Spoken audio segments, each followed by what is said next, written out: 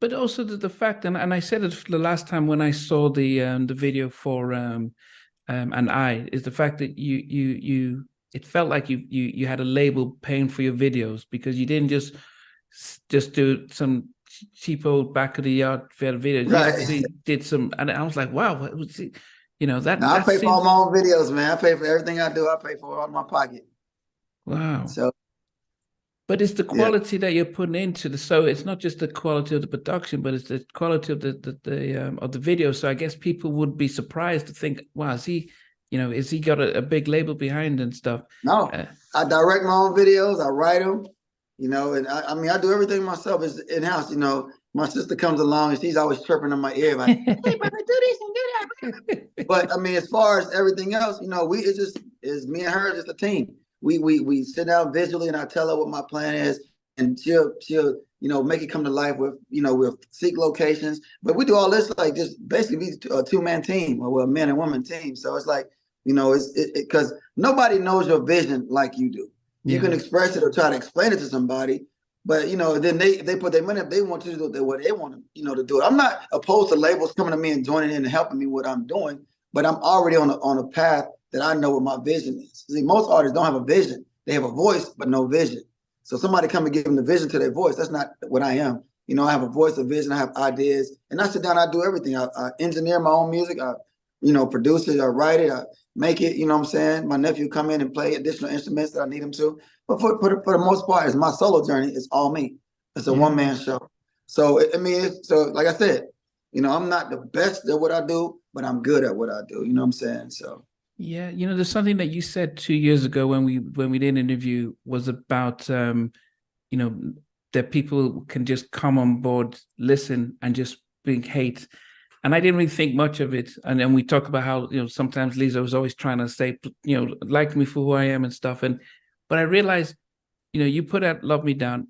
As I said, I was a big fan. 90% of the people who listened to it were like really raving it. Then he had one or two people saying, oh, how come KC didn't sing it? And I was like, wait a minute, right. You didn't pay for him to do this. It wasn't as if you paid for it and you're like, oh, I thought I was going to see Jodeci and now I'm singing. And I couldn't understand how people could not just appreciate. Well, because you look at it like this. Fans become clones most of the time. They become clones of what they think something is supposed to be, because that's what they've been shown or presented. It's like you take look at Travis Scott. He took the Nike swoosh and turned around. He reversed it. People hated it. Now it became the most expensive, elusive sneaker that you can have now. Because they used to see the Nike swoosh go one way. He turned around and reversed it. And he messed up Nike. Yeah, blah, blah. Because we're so programmed to seeing it one way. Now he has the most elusive, expensive sneaker you cannot get unless you spend it upwards of $5,000, $6,000. So we look at it like that. People want things the way they are used to seeing them or presented to them. I can go make a great song and I can be like, hey, you know what? Casey sung that. Like, oh, we love it. Those song. Oh, we love it. Well, actually, that was Dalvin. Oh, well, we should let Casey sing it. I mean, it's the same thing. It's people in their minds, they think what they want is what they want. You know what I'm saying? But it's not all the time what it is. So it's like we become clones as fans, we become clones as hearers and purchasers of music, that we think things should be one way when in fact they're just as good another way. It's hard for us to accept sometimes, unless you're just a real fan, unless you just take time to realize this is something different. You know what I'm saying? So, but how do you deal with it? How do you? Because it's as I said, it takes me time for people to say, oh, how come you didn't ask this question? Or people were complaining that the video of you was smaller than me, and they thought I was just being. Yeah, I just wanted to put you in the background. I'm thinking, but it's listen, man. At the end of the day, you're great at what you do. Me, as your guest, you're great at what you do. You ask good questions. It don't matter what you ask. It's gonna always be something you didn't ask.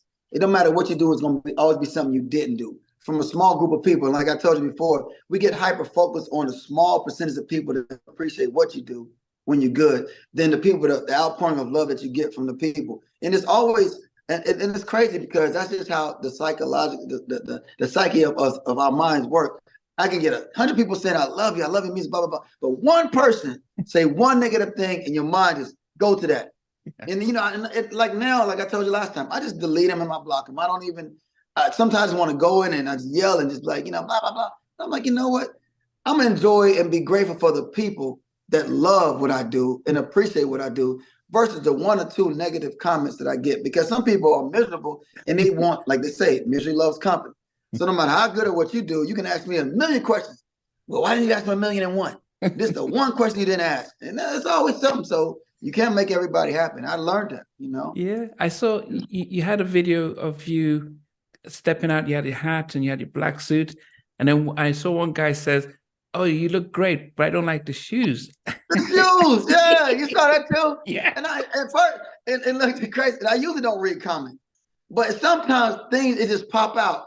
And I was like, you know, well, why? Why? And I think, why? And the thing I want to say, I don't say. You know, I just say, you know, I think I said thank you, but this is not for you or something. Yeah. It's like, but still, you know, and my thing is, I want to ask people, why do you waste your time coming to my page? Like, I'm going to really change who I am for you. Like, you know, I don't get it, you know, but that's just life. That's, you know, people they just want to be opposed. It was like he was giving me a compliment and dissing me at the same time. Yeah. So it's like, you know, I just laugh at most of the time. It's like, you know, I just shake my head. I'm like, Yeah. We know that you like us.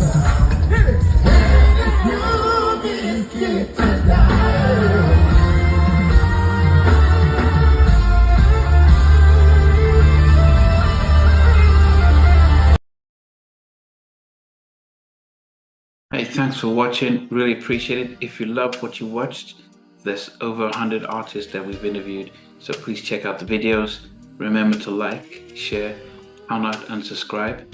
But better still, become a member of Halftime Chat and get exclusive videos ahead of time. But thanks for watching. Take care.